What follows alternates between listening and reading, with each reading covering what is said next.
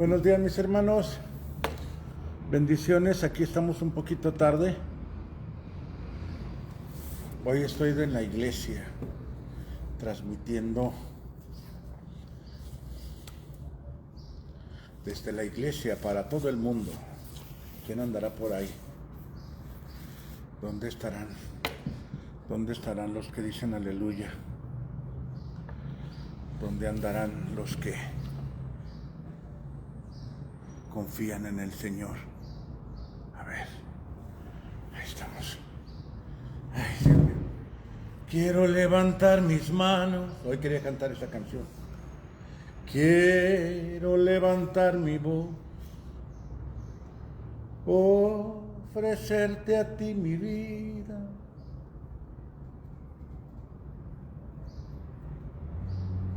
En adoración.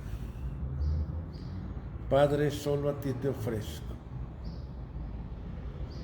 mi vida y mi corazón, y me postro en tu presencia en adoración. ¿Qué tal? Hoy vamos a leer Hechos capítulo 12. Marcela Valencia, aquí está ya.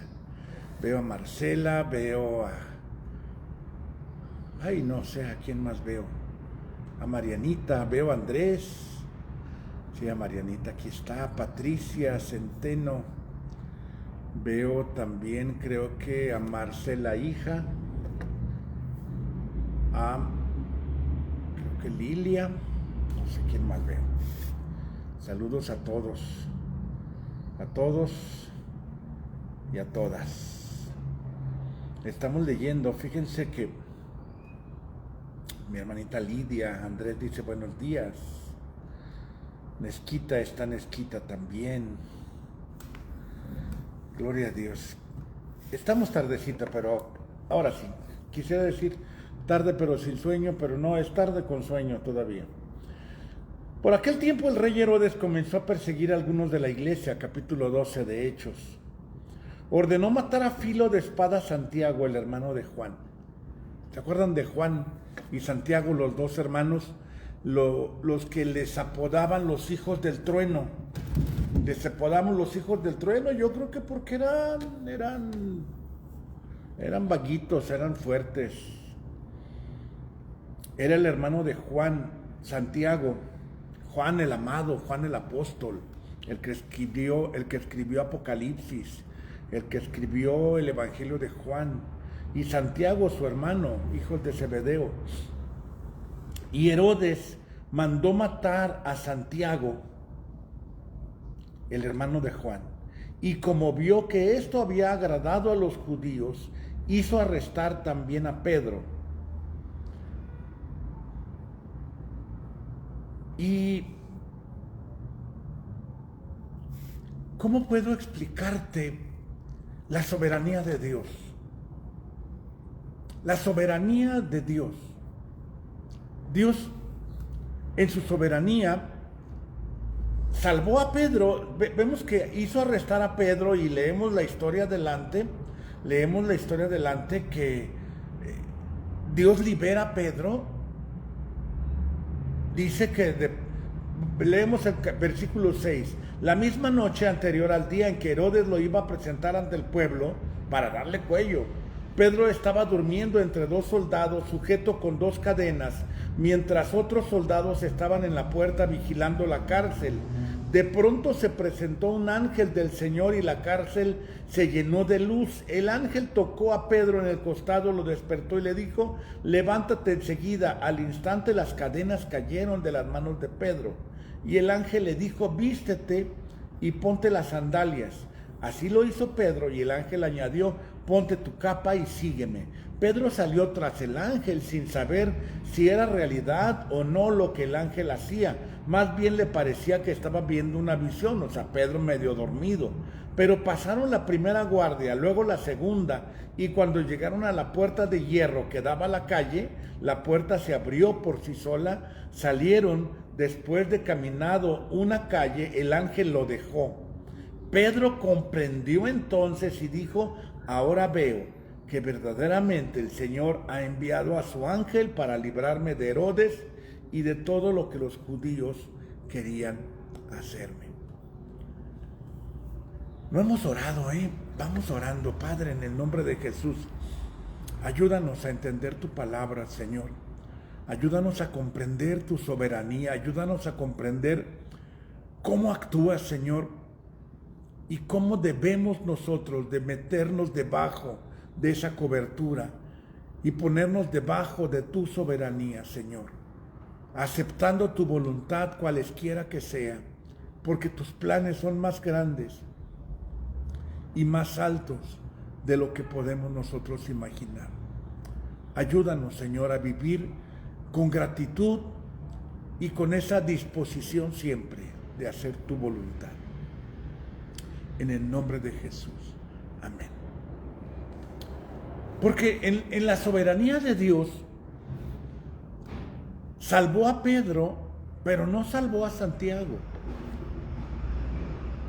Y muchas veces hemos visto eso a lo largo de la vida. Hay personas que tienen cáncer y mueren. Hay personas que tienen cáncer y viven. Hay personas que están muy enfermas y Dios hace un milagro y las rescata, las restaura. Hay personas que pasan exactamente por lo mismo y mueren. Yo he orado con todo mi corazón y con toda mi fe, creyendo por un milagro, y no ha ocurrido. Cuando mi esposa estaba en el hospital, oré con todo mi corazón, con toda la fe. Estuve atento a la voz de Dios, a que Dios me hablara, que Dios me instruyera. Todos los días Él me daba una palabra y yo oraba conforme a esa palabra que Dios me daba, y Dios la rescató. Con esa misma fe y con esa misma intensidad oré por Memo, mi sobrino, papá de Isaí. Con esa misma intensidad oré por mi pastor Gerardo. No se salvaron. Dios es soberano. ¿Por qué Dios resucita a Lázaro? ¿Y por qué Dios permite que Juan el Bautista sea decapitado? ¿Por qué no rescató a Esteban cuando iba a ser apedreado? ¿Por qué si rescata a Pedro? Aquí los de las tortas ahogadas se andan cayendo. Ahí sus ollas se escucharon. ¿Por qué Dios rescata a Pedro, pero por qué no rescata a Santiago? A veces no alcanzamos a entender, mi hermano, la soberanía de Dios. Un principio que debes saber siempre es que Dios no actúa igual en todas las ocasiones. Que Dios no siempre responde ante una situación de la misma manera. La primera razón es porque Dios es soberano y Dios hace lo que Él quiera y no puedo yo decirle esto está bien o esto está mal. Dios es soberano, completamente soberano. Él toma las decisiones que Él quiere hacer y su voluntad es inquebrantable. Si Dios dice sí, es sí; si Dios dice no, es no. La segunda razón que te quiero decir es porque no conocemos los planes que Dios tiene. Es decir, los planes de Dios son mucho más profundos de lo que nosotros nos podemos imaginar. A veces no alcanzamos a ver o a entender todo lo que Dios quiere hacer o todo lo que Dios hace, porque el plan de Dios es global, es universal, es general, es para un bien mayor pero eterno, para un propósito eterno. Y cuando a su propósito eterno es conveniente algo, Dios lo hace. ¿Por qué no salvó a Jesús? ¿Por qué permitió que Jesús muriera en la cruz de esa manera tan cruenta? Porque así convenía para el plan eterno de redención y de salvación. Porque esa es la forma como Dios iba a redimirnos y a salvarnos. Nosotros no podemos a veces alcanzar a entender todos los planes que Dios tiene. ¿Por qué Dios a veces nos cierra una puerta? ¿Y por qué Dios a veces abre otra puerta? Porque a veces Dios nos lleva por un camino donde hay pasto verde.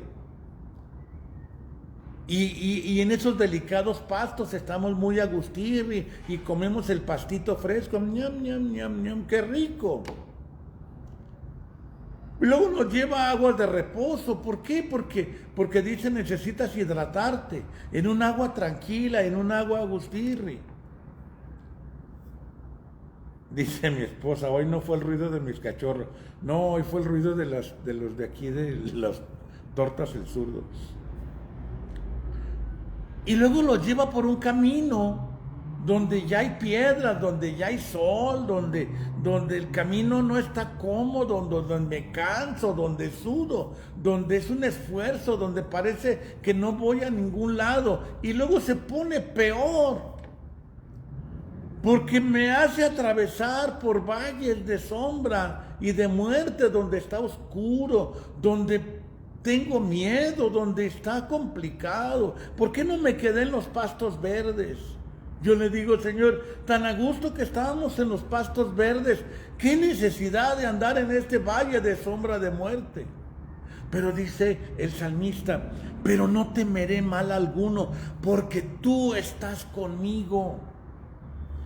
Cualquiera que sea la condición, la situación o el resultado, si la puerta se cierra, si la puerta se abre, si Dios me tiene aquí, si Dios me lleva para allá, si Dios hace una cosa, si Dios hace otra, en su infinita sabiduría, yo puedo argumentarle a Dios y puedo decir, no, Señor, es que mira, conviene que mi esposa se salve. Yo así le hablaba a Dios, porque ¿qué voy a hacer con mis hijos pequeños? Pero mis argumentos no valen, mi hermano. Mis argumentos no valen. Porque Dios sabe qué es lo que conviene. Dios sabe qué es lo mejor. Algunos fueron sembrados como una semilla para un bien mayor. Algunos fueron sembrados para producir un efecto positivo en el bien mayor de la iglesia en general, del mundo entero. Y si entendiéramos, mi hermano, si entendiéramos que la voluntad de Dios es buena siempre, siempre es buena, que la voluntad de Dios siempre va a ser favorable para mí, que aunque parezca que las cosas no marcharon bien como yo hubiera querido. O sea, imagínate cómo se sintió Juan. Juan era más pequeño que Santiago. Juan era el hermano menor. Y parece que eran muy unidos, porque caminaban juntos. Y parece que tenían mamitis, porque ¿recuerdas cuando la mamá de ellos fue la que vino con Jesús y le dijo, Señor, permite que uno de mis hijos se siente a la derecha y otro a la izquierda? Una mamá sobreprotectora. Podemos ver ahí una mamá sobreprotectora que siempre estaba tratando de hacerles el camino fácil. Entonces yo como que intuyo, como que la lectura de la Biblia infiere así, como que da a entender que Juan el apóstol y Santiago eran como un poquito así muy unidos y como muy, muy sensibles. Y imagínate cómo se sintió Juan cuando vio que Santiago fue decapitado y cuando ve que su hermano mayor fue muerto por causa del evangelio. Fue duro y fue difícil. Y algunas personas pudieran decir que a Pedro lo salvaron porque estaban orando. Que a Pedro lo salvaron porque dice que, fíjate, dice, aquí donde estoy. Versículo 12.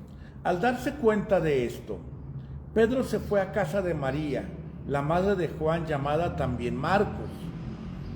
donde muchas personas estaban reunidas en oración. Llamó a la puerta de la calle y una muchacha llamada Rode salió a ver quién era. Al reconocer la voz de Pedro, fue tanta su alegría que en vez de abrir la puerta, fíjate, corrió adentro para avisar que Pedro estaba a la puerta. Le dijeron, estás loca. Pero ella aseguraba que era cierto. Ellos decían, no, no es él, es su ángel. Pero mientras tanto, Pedro seguía llamando a la puerta. Y cuando abrieron, lo vieron, se asustaron. Pero él con la mano les hizo señas de que se callaran. Y les contó cómo el Señor lo había sacado de la cárcel. Fíjense. Estaban orando por Pedro, que estaba en la cárcel. Pero realmente no tenían fe. Realmente no tenían fe. No era que tuvieron ahí toda la fe del mundo. El Señor lo liberó y ni siquiera lo creían. Porque Dios es soberano, mi hermano. Yo puedo decir, es que yo oré por mi esposa, oré de una forma asertiva, oré de una forma correcta. Es que yo hice lo que tenía que hacer y por eso se sanó. Y oraron por tal persona, pero no oraron correctamente. Sabes, mi hermano, Dios es soberano. Debemos de orar, sí debemos de orar para sincronizar nuestro espíritu con el de Dios. Para saber cuál es la voluntad de Dios. Para entender qué es lo que Dios quiere hacer. Para que nos muestre cuál es su propósito. Y entender que no siempre Dios va a contestar como nosotros queremos. Porque Dios es soberano. Pero yo no oro con la desesperanza. No oro con la tristeza, ni con el abandono, ni con el sentirme que mi vida está echada a la basura, sino oro con toda la convicción de Dios, con toda la convicción que me da mi fe de saber que voy a estar bien. Cualquier cosa que suceda, voy a estar bien, porque Dios me cuida, porque Dios está al pendiente de mí. A veces voy a tener poca fe, pero mucha confianza. ¿Cómo es eso? Mira, a veces no tengo fe. Porque digo, ay Señor, se me hace que me va a cargar el payaso. Se me hace que de veras no voy a salir de esto. Pero yo confío en que voy a estar bien. Cualquiera que sea la situación, cualquiera que sea la condición, voy a estar bien. Porque Dios cuida de mí. Y vemos que la prioridad de Dios era la iglesia. La prioridad de Dios no era el bienestar tanto de Juan, que dijera que su hermano no se ponga triste. Juan tenía que confiar en Dios, de que iba a estar todo bien. ¿Por qué? Porque si morimos sabemos a dónde vamos. Porque no está nada perdido. Porque si muero yo sé a dónde voy. Porque si muero yo sé que voy a estar bien. Yo sé que mis hijos van a estar bien. Yo sé que mi familia va a estar bien. Yo sé que todo va a estar bien. Y lo que Dios decida en su perfecta voluntad va a estar bien. Porque la voluntad de Dios siempre va a ser buena, agradable y perfecta. A veces no hemos comprendido que todo está en las manos de Dios. Que nada es casualidad. Quien está en las elecciones no es casualidad. Quien gana la presidencia no es casualidad. Quien se quedó de presidente municipal aquí en Guadalajara no es casualidad. Quién está de pastor, quién no está de pastor, quién está en tal ministerio, quién no está en tal ministerio. Al final de cuentas todo está en las manos de Dios. Y si esto lo vemos y lo unimos, mira,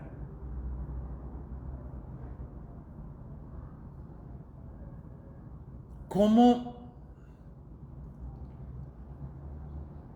cuando Herodes en el capítulo 20, en el versículo 20, comienza la historia de cómo Herodes está en un evento público, en un evento político, y en ese evento político dice que él salió vestido con su ropa de ceremonia, o sea, salió muy paquín, salió muy fresilla, y la gente, versículo 22, comenzó entonces a gritar: este que habla no es hombre, sino un Dios. O sea, le estaban diciendo que no era un hombre, era un Dios.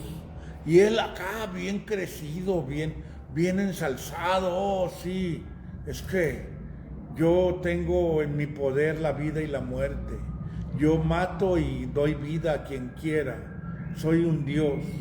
Y dice: en el mismo momento un ángel del Señor hizo que Herodes cayera enfermo por no haber dado honor a Dios y murió comido de gusanos. Al final de cuentas, Dios pone todo en su lugar. Porque yo no sé cómo planea, cómo mueve sus fichas Dios. Pero dijo: este Herodes está bien, mató a Santiago, está correcto. Pero ya tú te mueres porque ya no me sirves. Dios en su soberanía pone reyes y quita reyes. Dios en su soberanía establece ministerios y quita ministerios. Dios en su soberanía trae gente y quita gente. A veces no alcanzamos a conocer o a entender las jugadas que Dios hace. Y utilizo esta palabra de jugadas como si fuera un ajedrez. La victoria está asegurada. Si yo tengo que morir por causa del Evangelio, está bien, gloria a Dios. Yo sé que voy a estar con el Señor. Si yo tengo que morir de una enfermedad, está bien, porque yo sé a dónde voy. Si enfermo y Dios me sana, gloria a Dios. Si enfermo y no sano, me voy con el Señor. La soberanía de Dios, mi hermano. Así es como Dios mueve las cosas. Vemos nosotros en el capítulo 13, cómo en su soberanía, la iglesia de Antioquía era una iglesia muy, muy fuerte. Pablo estuvo ahí enseñando por mucho tiempo. Y dice que en la iglesia de Antioquía había profetas y maestros, o sea, estaba pesada, porque ahí estaba ministrando Bernabé, estaba ministrando Pablo. Dice Bernabé, Simón, al que llama negro, no sé si en este tiempo le hubieran permitido porque ya hubiera sido discriminación. Lucio de Cirene, Manahem, que se había criado con Herodes el tetrarca, con el gobernante de Galilea, es decir, era una persona influyente de autoridad. Y Saulo, un día mientras estaban celebrando el culto al Señor y ayunando, el Espíritu Santo dijo: sepárenme a Bernabé y a Saulo para el trabajo al cual los he llamado. Dios comienza a mover las cosas, mi hermano, en su soberanía. Dios pone a unos aquí, Dios pone a otros allá. Dios saca de la jugada a uno, Dios mete a otro, Dios pone, Dios quita, porque Dios sabe lo que está haciendo. Entonces, ¿para qué oro, podríamos decir? Para conocer la voluntad de Dios. No es para mover el brazo de Dios. No es para que Dios haga lo que yo quiero. No es para forzar a Dios no lo puedes forzar a hacer algo. O sea, Dios no es un títere que yo muevo con mi oración y muevo su mano y muevo la otra. Y ya porque decreté, ahora sí ya Dios se aguanta. Te aguantas, Dios, porque yo ya decreté que este lugar es mío y yo ya decreté que este tiene que ser sano y yo ya decreté, ahora te aguantas, quieras o no quieras, lo tienes que hacer porque ya lo decreté. Dios es soberano. ¿Para qué oro? Para conocer la voluntad de Dios. Para que Dios me muestre, para que Dios me haga sentir. Para que Dios me lleve de su mano y pone a unos, quita a otros, a este lo pone aquí, a este lo pone acá, a este lo lleva, a este lo trae, a este lo sube, a este lo baja, porque Dios sabe lo que está haciendo. Dios es soberano. Y estaban orando y Dios les dice: voy a llevarme a Bernabé y a Saulo porque les tengo un trabajo. Cuando organizas gente, cuando tienes personas a tu cargo y tienes trabajadores, dices: ok, hoy me va a acompañar fulanito, vamos a ir a hacer un trabajo aquí, tú te quedas allá, tú vas a hacer esto, tú vas a hacer lo otro, porque yo tengo un plan aquí en mi cabeza, yo tengo un proyecto que voy a terminar. Dios tiene un proyecto mucho más grande de lo que podemos entender. ¿Cómo pretendemos entender un plan eterno cuando los planes de Dios son gigantescos, son grandes? Nuestra parte, mi hermano, es orar y decirle: Señor, muéstrame tu voluntad. ¿Qué es lo que tienes para mí? ¿A dónde voy a ir? ¿Qué voy a hacer? ¿Dónde me quieres tener? Así de sencillo. La voluntad de Dios es inquebrantable. La voluntad de Dios es fuerte y soberana. Recibir la voluntad de Dios es no pelearme con Dios, trabajar con Él, de la mano. Sí, Señor, mira, vamos, ¿a dónde vamos? Porque la voluntad de Dios siempre va a ser buena, agradable y perfecta. Pues ahora sí, el tiempo se nos terminó. Como diría Porky, lástima, se terminó el festival de hoy. Ok, nos vemos aquí. Pronto volveremos Mañana volveremos en punto de las 8, eso espero. Bendiciones.